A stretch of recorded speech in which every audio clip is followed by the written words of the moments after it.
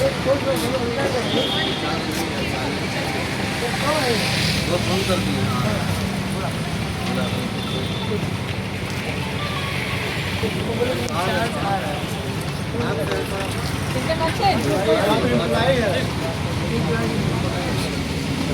Hello company gate पर आ गया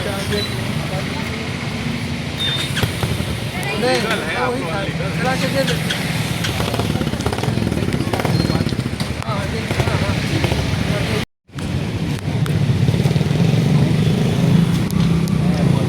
छोटू थोड़ा हट जाना।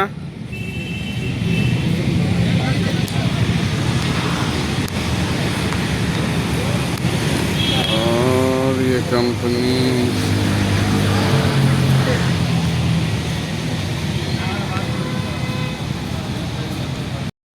जून 2021 अपॉइंटमेंट इसका कर दिया गया और वो प्रोसीडिंग स्टार्ट किए CIRP के तहत क्या होता है कि जो भी लेन देन इसका जो है वो CIRP प्रोसीडिंग में आता है।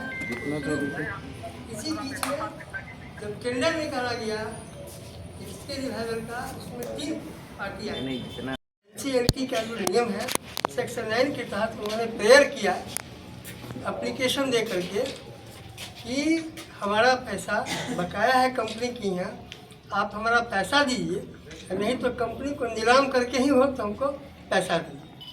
और इन्होंने केस NCLT में दायर किया। उस केस का नंबर था 1684/KV 2018। 2019 में हम लोग को NCLT द्वारा सूचना मिली कि आप लोग का केस रजिस्टर्ड हो चुका है और आप लोग अपना अपना क्लेम जितना बकाया है वो दीजिए। और उसकी एक कट ऑफ डेट दिया गया कि अगस्त 2019 तक आप अपने सारे बकाया राशि का एक विवरण दीजिए। फॉर्मेट होता है, वो फॉर्मेट का नाम है फॉर्म डी में हम लोग यहाँ के और कंपनी की स्थिति जो है जब ये पहला बार न्यायालय में गया वो वर्ष था 2000 अप्रैल का बाईफर में गया, वहाँ पर रजिस्टर्ड हुआ और 2017 तक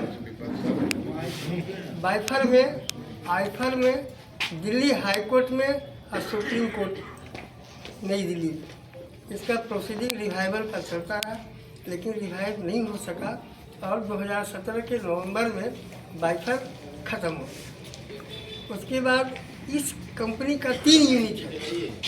एक यूनिट वर्क्स जमशेदपुर में है, एक यूनिट हेड ऑफिस है कलकत्ता में है, एक वर्क्स जो है इसका पुणे में हदासर में है, पुणे में है। इसी बीच में कलकत्ता के कुछ साथियों ने NCLT 2017 में बना सरकार द्वारा, उसमें उन्होंने 9 जून 2021 अपॉइंटमेंट इसका कर दिया गया और वो प्रोसीडिंग स्टार्ट किए CIRP के तहत क्या होता है कि जो भी लेन देन इसका जो है वो CIRP प्रोसीडिंग में आता है। इसी बीच में जब टेंडर निकाला गया इसके रिवाइवल का उसमें 3 पार्टियां एक इसमें एक COC होता है, कम्युनिटी ऑफ क्रेडिटर्स कहते हैं। COC में वही रहते हैं जो सिक्योर्ड क्रेडिटर्स होते हैं, जो बैंक है। उन लोगों ने एक कमेटी बना करके निर्णय लिया कि कोई इसको चलाने वाला नहीं है, इसको का लिक्विडेशन का आदेश NCLT कोलकाता द्वारा हो गया। हम लोग नहीं चाहते थे कि लिक्विडेशन हो और कोई करेंगे उनका पैसा मिलेगा, तो हम लोग ऑर्डर 7 फरवरी 2020 के लिक्विडेशन के NCLT का जो नियम है सेक्शन 9 के तहत उन्होंने प्रेयर किया एप्लीकेशन दे करके कि हमारा पैसा बकाया है कंपनी की यहाँ, आप हमारा पैसा दीजिए, नहीं तो कंपनी को नीलाम करके ही हो तो हमको पैसा दीजिए। और इन्होंने केस NCLT में दायर किया। उस केस का नंबर था 1684/KV 2018। 2019 में हम लोग को NCLT द्वारा सूचना मिली कि आप लोग का केस रजिस्टर्ड हो चुका है और आप लोग अपना अपना क्लेम जितना बकाया है वो दीजिए। और उसकी एक कट ऑफ डेट दिया गया कि अगस्त 2019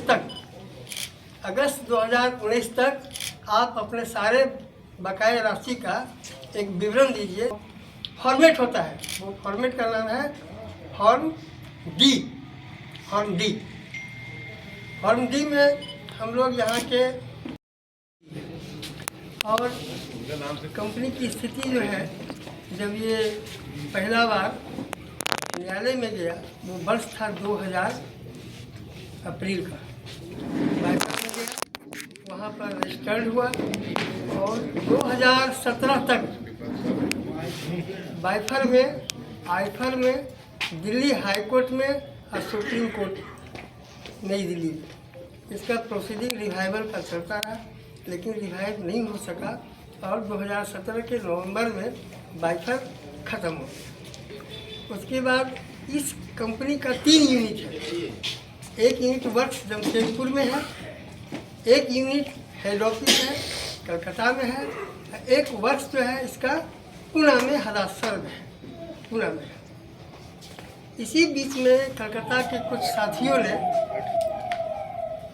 NCLT 2017 में बना सरकार द्वारा, उसमें उन्होंने NCLT का जो नियम है सेक्शन 9 के तहत उन्होंने प्रेयर किया एप्लीकेशन दे करके कि हमारा पैसा बकाया है कंपनी की यहाँ, आप हमारा पैसा दीजिए, नहीं तो कंपनी को नीलाम करके ही हो तो हमको पैसा दीजिए। और इन्होंने केस NCLT में दायर किया। उस केस का नंबर था 1684/KV 2018। 2019 में हम लोग को NCLT द्वारा सूचना मिली कि आप लोग का केस रजिस्टर्ड हो चुका है और आप लोग अपना अपना क्लेम जितना बकाया है वो दीजिए। और उसकी एक कट ऑफ डेट दिया गया कि अगस्त 2019 तक आप अपने सारे बकाया राशि का एक विवरण दीजिए। फॉर्मेट होता है, वो फॉर्मेट का नाम है फॉर्म डी में हम लोग यहाँ के इसमें एक COC होता है, कम्युनिटी ऑफ क्रेडिटर्स कहते हैं। COC में वही रहते हैं जो सिक्योर्ड क्रेडिटर्स होते हैं, जो बैंक है। उन लोगों ने एक कमेटी बना करके निर्णय लिया कि कोई इसको चलाने वाला नहीं है, इसको लिक्विडेशन का आदेश NCLT कोलकाता द्वारा हो गया। हम लोग नहीं चाहते थे कि लिक्विडेशन हो और कोई करेंगे उनका पैसा मिलेगा, तो हम लोग ऑर्डर 7 फरवरी 2020 के लिक्विडेशन के। बताइए क्या क्या रखे हैं आज की प्रेस वार्ता में मुख्य विचार ये रखे हैं हम लोग। NCLT कलकत्ता बेंच जो 3 दिसंबर 2025 को आदेश दिया है वो हमारे मजदूरों के खिलाफ में दिया है और भविष्य से खिलवाड़ किया है। उन्होंने फर्जी दावेदारों के साथ मिल करके हमारा हिस्सा एक फर्जी दावेदार जैसे COC हुआ